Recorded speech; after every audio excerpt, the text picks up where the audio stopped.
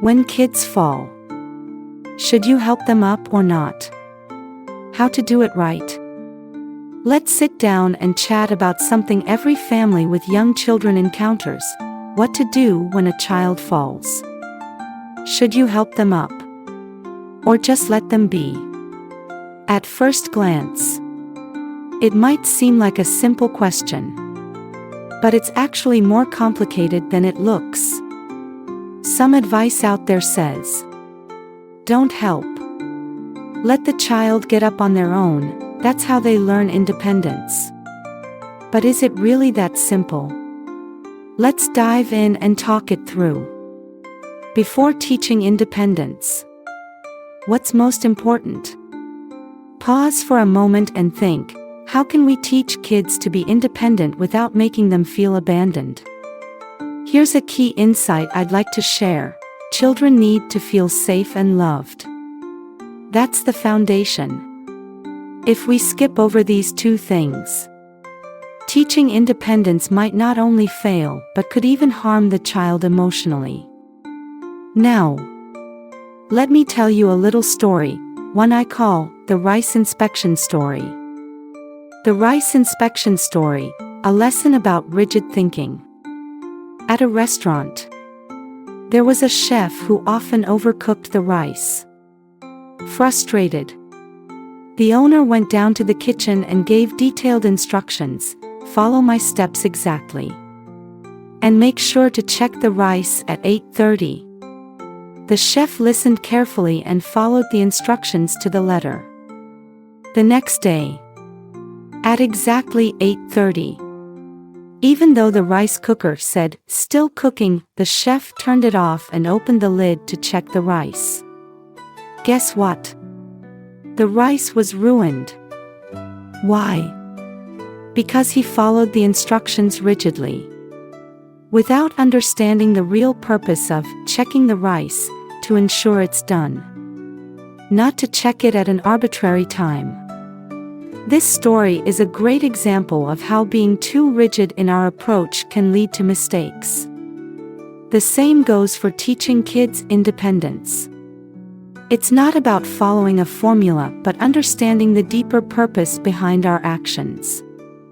Teaching independence, getting to the heart of it.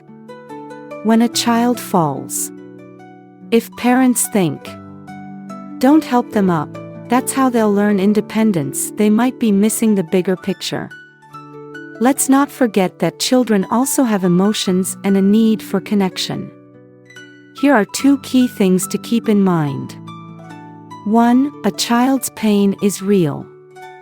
If they fall and get hurt, and you brush it off by saying, you're fine, get up, they might feel that their emotions don't matter. Over time, this could teach them to ignore their own feelings, even serious ones.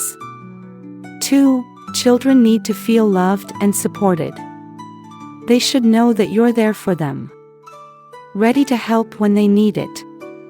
This builds their confidence to face challenges on their own.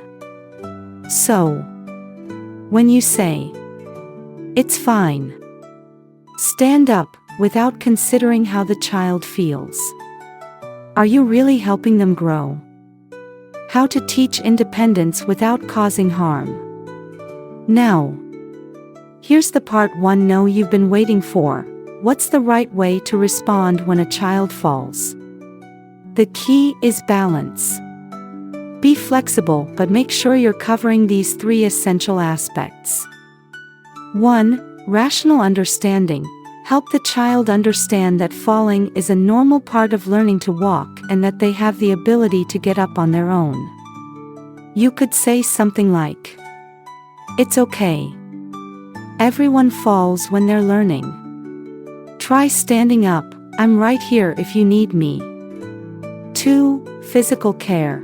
If the child is genuinely hurt, take care of their injuries. For older kids, you can even teach them how to apply ointments or bandages themselves. It's both empowering and nurturing. 3. Emotional support. Make sure the child knows you're there for them. Ignoring the fall entirely might make them feel abandoned. So acknowledge what happened and offer comfort. And don't forget to encourage them. A simple comment like, "You're doing great. You stood up all by yourself," can make a world of difference in boosting their confidence. The takeaway: independence rooted in love.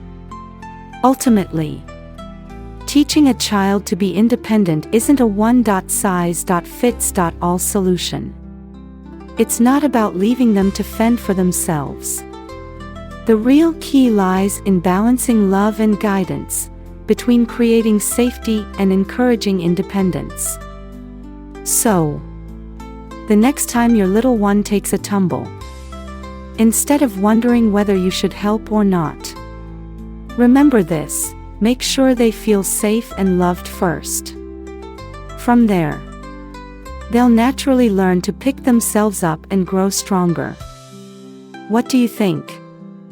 Have you experienced a similar situation?